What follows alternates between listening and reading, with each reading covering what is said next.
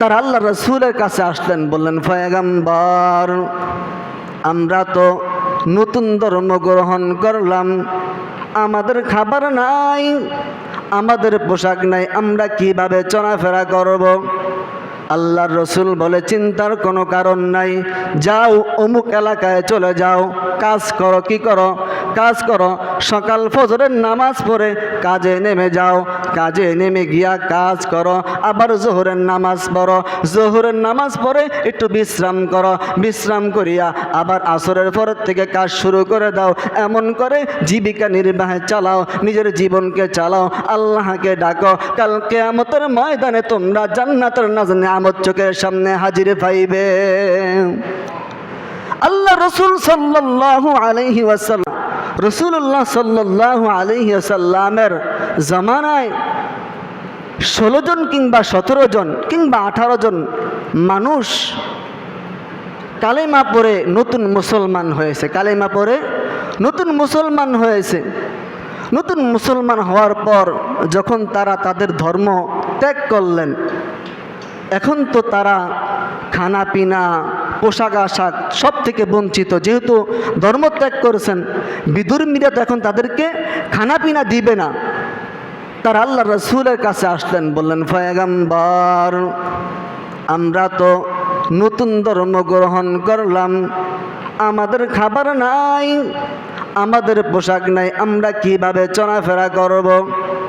আল্লাহর রসুল বলে, চিন্তার কোনো কারণ নাই, যাও অমুক এলাকায় চলে যাও, কাজ করো। কি করো? কাজ করো।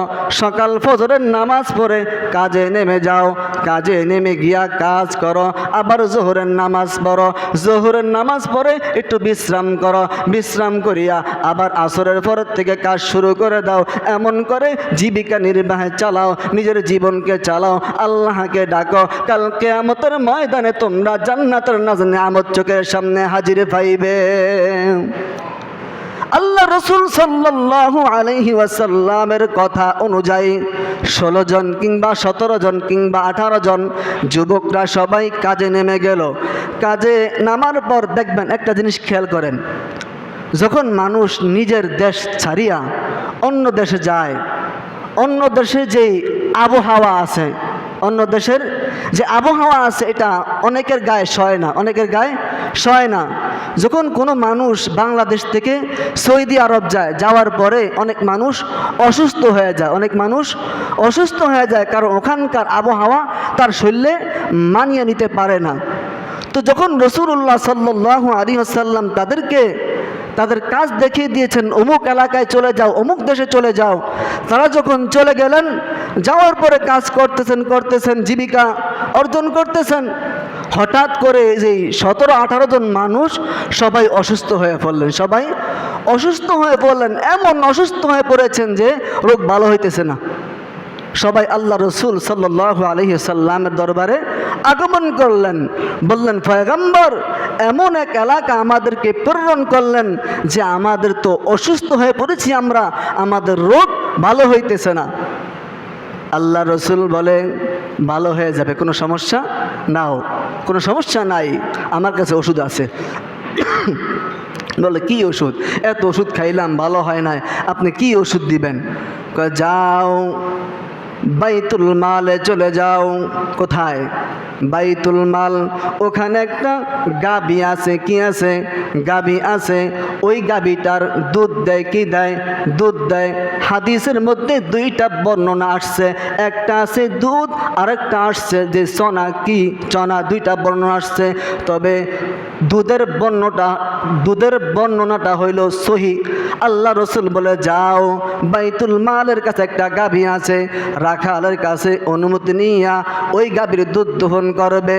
দুধ দহন করিয়া তোমরা 17-18 জন যারাই আছো সবাই দুধ পান করবা। দুধ পান করার পরে আমি রাসূল বললাম, তোমরা পরিপূর্ণভাবে সুস্থ হয়ে যাবে। 17 জন 18 জন মানুষ এরা সবাই বাইতুল মালের মধ্যে চলে গেলেন। এখানে বয়ানটা কোন জায়গা থেকে আসলো? বয়ানটা আসছে যে লোভ করা যাবে না। কি করা যাবে না? লোভ করা যাবে না। লোভে পাপ পাবে কি মরণ, পাবে কি মরণ। তারা যখন 17 জন 18 জন মানুষ চলে গেলেন বাইতুল মালে, রাখাল দাঁড়ে আছে, রাখালকে বলতেছে, ও রাখাল ভাই একটু আমাদেরকে সুযোগ করে দাও, আল্লাহ রসুল আমাদেরকে প্রেরণ করলেন, আমরা অসুস্থ, আল্লাহ রসুল বলছে এই গাভীর দুধ খাইলে আমরা ভালো হয়ে যাব।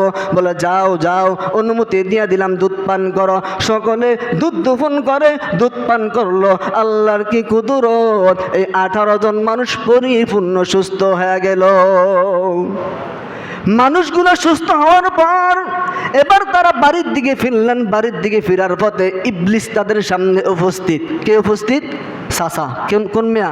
চাচা মেয়া উপস্থিত, ইবলিস সাহেব উপস্থিত। ইবলিসের কাজ কি? ধোকা দেওয়া। কি দেওয়া? নেক্সট শুরুতে ধোকা দেওয়া। ইবলিস আসিয়া বলতেছে, এ কি রে, কই যাস? দেওস না কত বড় কুদরত, এই যে দুধ খাইলি ভালো হয়ে গেলি, যা একটা কাজ কর, ব্যবসা শুরু করে দে দুধ নিয়া। কি নিয়া? দুধ নিয়ে ব্যবসা শুরু কর, দুধ দোয়াবি, যারা রুগী আছে এদেরকে খাওয়াবি, টাকা নিবি, দুধ দিবি, টাকা নিবি, মানুষ ভালো হয়ে তোদেরকে টাকা দিব, তোরা অনেক ধনী, তোরা অনেক বড় লোক হয়ে যাবি, ব্যবসা শুরু করে দে। তাহলে রাখালকে কি করব? রাখালকে কি হত্যা করে ফেল, রাখালকে হত্যা করে ফেল। চিন্তা করেন কি বলতেছে, রাখালকে হত্যা করে ফেলো। ইবলিস বুদ্ধি দিল। ইবলিসের বুদ্ধি মাথায় নিয়া এবার ওই 17 জন 18 জন মানুষ রাখালকে বিশাল বড় মরুভূমি এলাকায় নিয়ে গেল।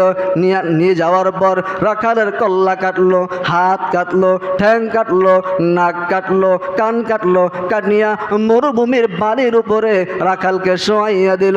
শোয়ানোর পর এবার তারা সবাই গাবি নিয়ে ছুটলো। আচ্ছা বলেন তো দেখি, এই খবর কি নবী জানেন? জানে না। জানে কে? আল্লাহ। আল্লাহ রাব্বুল আলামিন ফেরেশতা পাঠিয়ে দিয়েছেন, ওই ফেরেশতা যাও, বন্ধু তো জানে না, ইন্দাই তো অকাম হয়ে গেছে। কি কাম হয়ে গেছে? অকাম হয়ে গেছে। যাও বন্ধুর কাছে সংবাদ নিয়ে যাও। ফেরেশতা আসিয়া পয়গম্বরকে বলতেছো, পয়গম্বর আপনি তো তাদেরকে ভালো উদ্দেশ্যে পাঠাইছেন, নেক উদ্দেশ্যে পাঠাইছেন, কিন্তু তারা যাইয়া তো ভালো কাম করে নাই। বলে কি করছে? তারা তো রাখালকে মাইরা গরু নিয়ে তারা ভাগতেছে। আল্লাহ রসুল বলে, এই খালিদ বিন ওয়ালিদ কই? ইয়া রসুল আল্লাহ আসি। ক যা যা, তোরা যা, 5-6টা যা, এদেরকে ধরিয়া আমার সামনে উপস্থিত কর।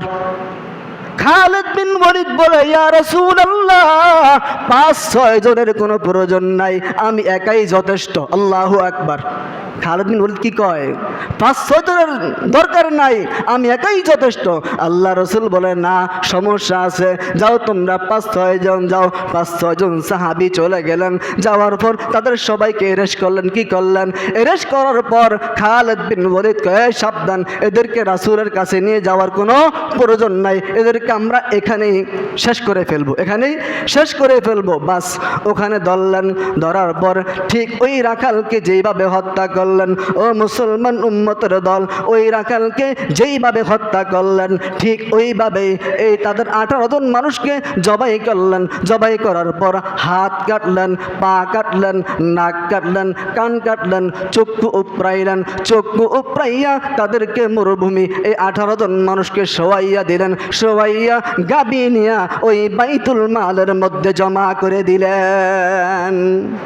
কি বুঝলেন? লোভে পাপ, পাপে মরণ, দুনিয়াও বরবাদ, আখিরাতেও বরবাদ। এই জন্য যারা আমল করবেন সাবধান, আমলের মধ্যে লোভ করা যাবে না, আমলের মধ্যে লোভ করা যাবে না। আল্লাহ পছন্দ করে, আল্লাহ মোহাব্বত করে আমাদেরকে ভালোবেসে কোরবানির গোশত আমাদের জন্য খাওয়া কি করছেন? হালাল করেছেন।